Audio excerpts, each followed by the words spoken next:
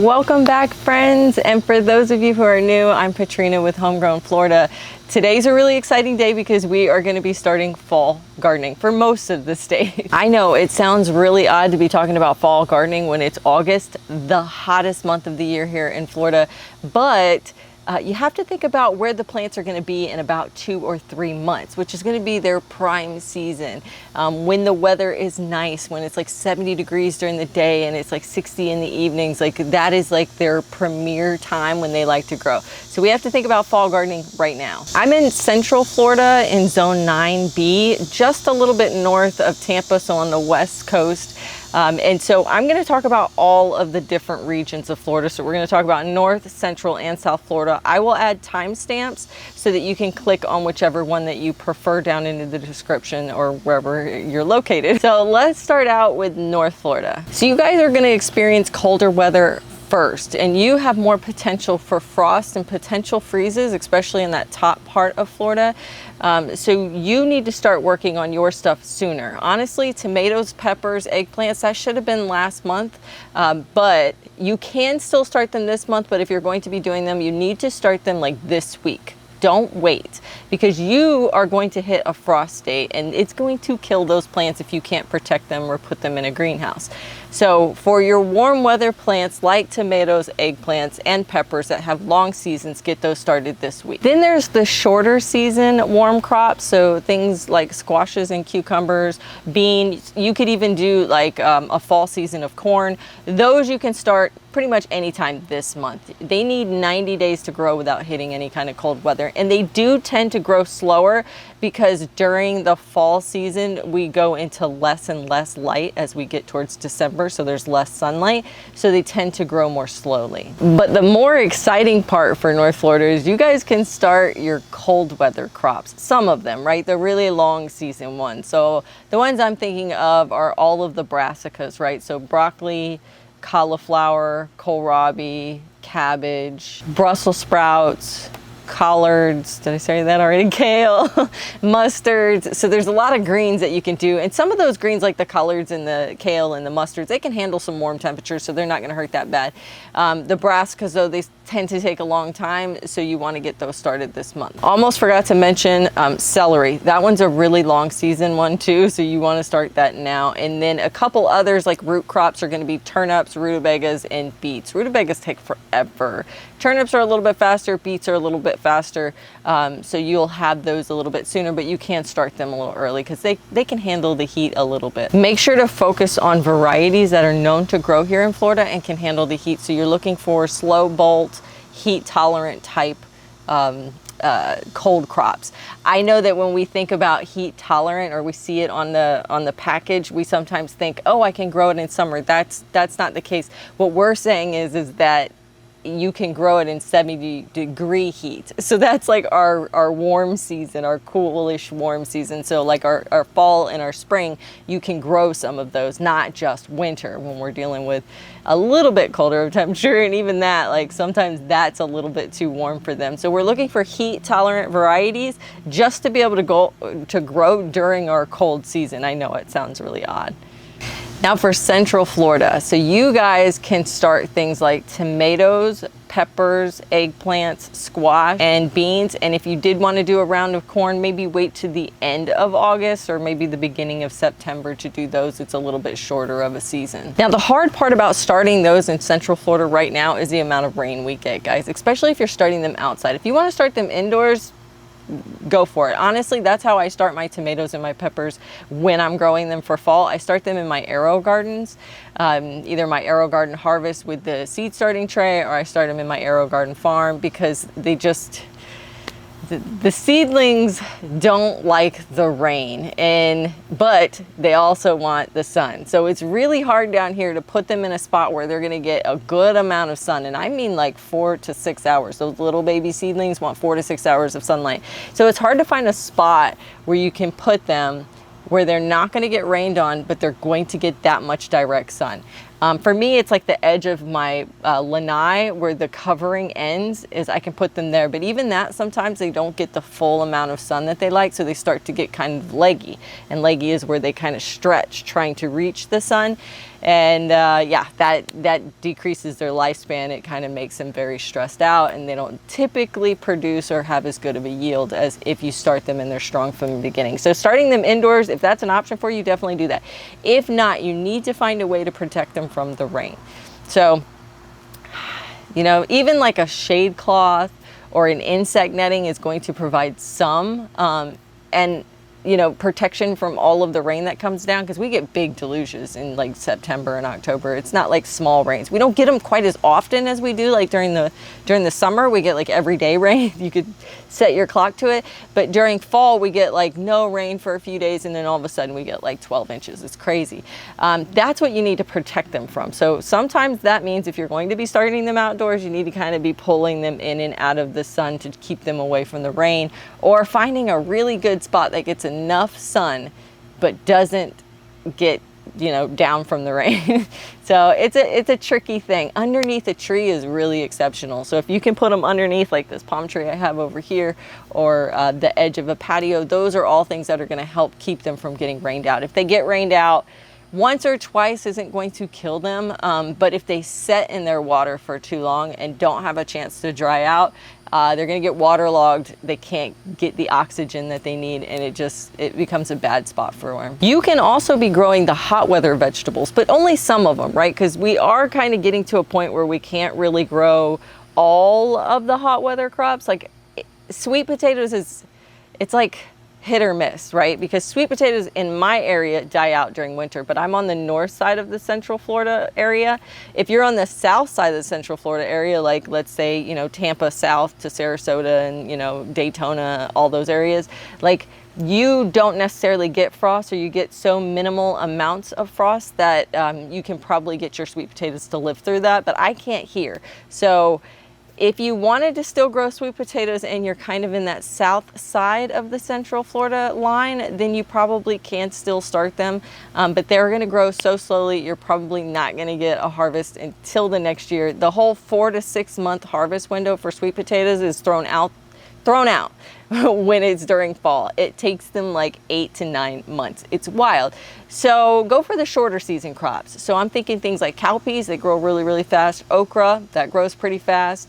All the tropical greens like Okinawa, CISO spinach, longevity, red malbar, all those grow really, really quick. So you can start any of those. Swiss chard, there's a number of them, so you could start any of those. As far as cold weather crops go, in the past, I have started brassicas, particularly really long brassicas, like Brussels sprouts or broccoli or cauliflower, and I would do celery in August. Last year, before we went on our trip, I held off from starting them because I wanted them to go into the garden at a certain time, and I held off until September, and I got to tell you, it was a world of difference of nursing these plants along in a hot season versus starting them just a little bit later. So it is possible, and if you're really raring to go, yeah, you could start those here in August, but if you can, you're really going to want to wait till September. October's even better, but any of those months would work. But you can technically start them now. I will not be starting them, so you will not see them started in my garden this month. If this video is helping you decide what to start for your fall garden, make sure to subscribe below, because I have a video that's going to be coming out very soon on exactly how I plan out my fall garden, from which vegetables to pick, how to arrange them in the garden bed, everything that you ever want to know, all the varieties that I'm going to grow, that's coming up. So subscribe, hit the notification bell below so you don't miss out on that. Now for our South Florida growers, guys, you're still in the thick of summer heat. There's only like 3 new vegetables for you. So that's going to be tomatoes, tomatillos, and peppers. And even that, I would say, if you can wait another month, you're golden. You're not going to hit any frost. You're not going to hit any freezes. You're going to grow those tomatoes, peppers, squashes, everything, all the warm weather crops and the cold weather crops. You're going to grow through winter. You can grow both of them. So you don't have like a timeline that you're going to hit except for next summer. So I would wait. I would wait till next month before I started those, but technically you could start them this month if you really wanted to baby them through the season. As far as the hot weather crops, you can pretty much grow them all. Remember, everything's gonna grow a little bit slower, so the long season ones like sweet potatoes like we mentioned earlier, or ginger, turmeric, those kinds that have really long growing seasons, peanuts, jicama, they're all real long growing seasons. You can technically grow those now, but why not save those and grow those during the hot season so that you have something in the garden during the summer. You can grow shorter season things, so cowpeas, tropical squashes, those are great too. They grow during the summer, but they'll also grow through your winter. So you could literally grow those like all year round. I found one this year by accident, I might tell you, that I thought I was growing a Seminole pumpkin. I must have got my seeds confused, or I put them in the wrong trays and put the tags in the wrong spot. I'm not sure, but for the longest time I thought I was growing a Seminole pumpkin, and then the pumpkins started to form and I realized those are not Seminole pumpkins. It's a Thai Kang cob. It is a new variety I was trying out along with this guy right here, a South Anna butternut. Both of those actually produced very well for me this summer. I'm actually pretty shocked that I found two new varieties. Now the Anna, South Anna, has a little bit more disease. The Thai Kang cob, I'll show you in just a minute. We're gonna do a walk around in the garden. That one did exceptional.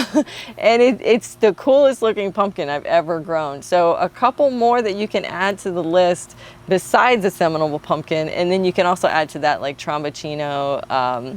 You can grow Tahitian melon squash. There's a couple chayote squash. You guys can grow those as perennials year round. So just a couple ideas that you can maybe start those if you're getting a little itchy about starting some warm weather crops, because they kind of work in both environments. If you want to learn more about all the different times to start your plants, how to transplant them, you know, what varieties work, how many plants you need to grow for feeding a person for a year, make sure to check out my ebook, my electronic book, Homegrown Florida Gardening Guide. It's at my website, homegrownfloridagarden.com. You can pick this up, 30 chapters, a chapter for every different vegetable, 130 pages. You guys are gonna love it. Now, if you're starting plants at the same time that I am, I'm going to show you all the things that I'm harvesting out of my annual garden. Plus, I have a few exciting things up front that I want to share with you. So let's take a look at what is producing right now. I have my cover crop of sun hemp, but one thing I'm super stoked about is my melons are still producing. So these are the Moon and Star melons, which the Onza, the little one that I had, kind of stopped, but I have 3 new very large melons. I'm expecting these are gonna get up to the 30 pounds that I got last year. Over here I have some sweet potatoes. I haven't checked them yet to see if they're ready, so we're not harvesting those yet. I've got a ton of sunflower, which I am in love with, and my Puerto Rican black bean, that little tiny plant that you saw just a couple weeks ago, has turned into this massive thing, and it's taking over the entire bed over here. And the sunflowers are getting tied. You see them over there? They're actually getting pulled down because the vines of the Puerto Rican black bean are becoming so heavy that they can't stand up on their own anymore. So with these guys, I just come out and I look for any beans that are dry, and I just pick them off every other day. Now this is the Thai Kang cob that I was telling you about. The plant does have a little bit of disease on the leaves, but check out these pumpkins. Aren't they the cutest little things? They're gonna be great for fall decorations. I've got one there. I've got some more flowers that are taking right there. And we got my bigger one right here. And I don't think the pickle worms bother them because the skin is so like tough. Now I haven't tried these yet. I don't know what they taste like. So I hear that they're really good, but I'm not 100% sure. So don't hold me to if they're tasty or not. The peanuts aren't ready yet. They need to die back, but the peppers are doing pretty good. The Iquitos, I always try to say that one. That one, the peppers are getting a little bit smaller, but it is still growing very, very well. I have the paprikas and the lessias that are really only putting about, lessias are only putting maybe 1 pepper out at a time at this point. You can see that one right there. And then there's a back one back there. But the Cubanellas are still producing really well. I just picked it, so all the ones that are on there right now are pretty small. But even the ripe ones, this one's getting chewed up, but even the ripe ones are pretty small at this point. That's really typical when you're growing anything during the summer here. I'm not sure if you're gonna remember this if you watch my Instagram stories or TikTok or anything like that. I actually did a video where I started a bunch of tomato plants, and I think it was June. I think, I'm not 100% sure. And so I started putting those in the ground, and so my Everglade tomatoes are growing. I needed more seed anyway, so this gets them a very early start, but I'm shocked they're doing well.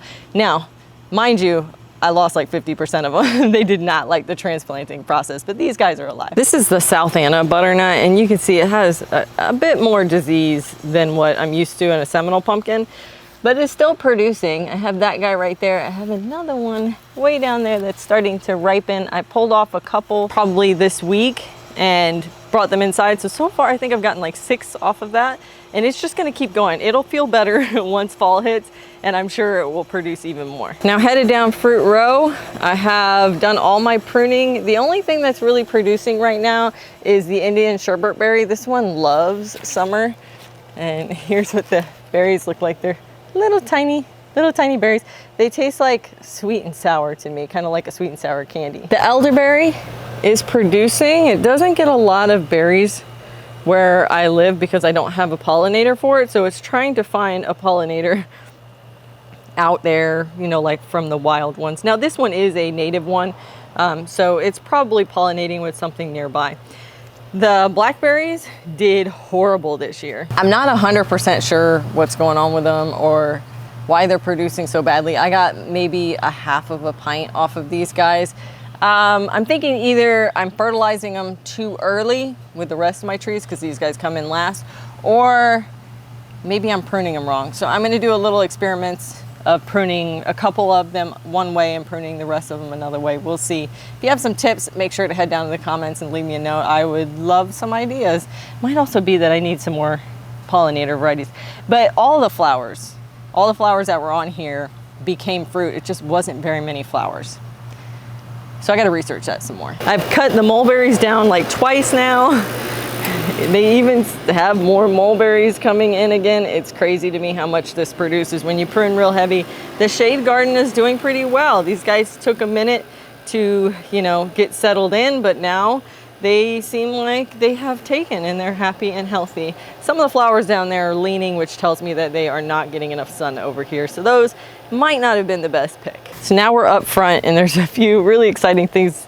First off, do you see Kato, my avocado? Oh, I was so worried about Kato because he got blasted in winter and he died pretty much all on one side. This whole side was completely like dead.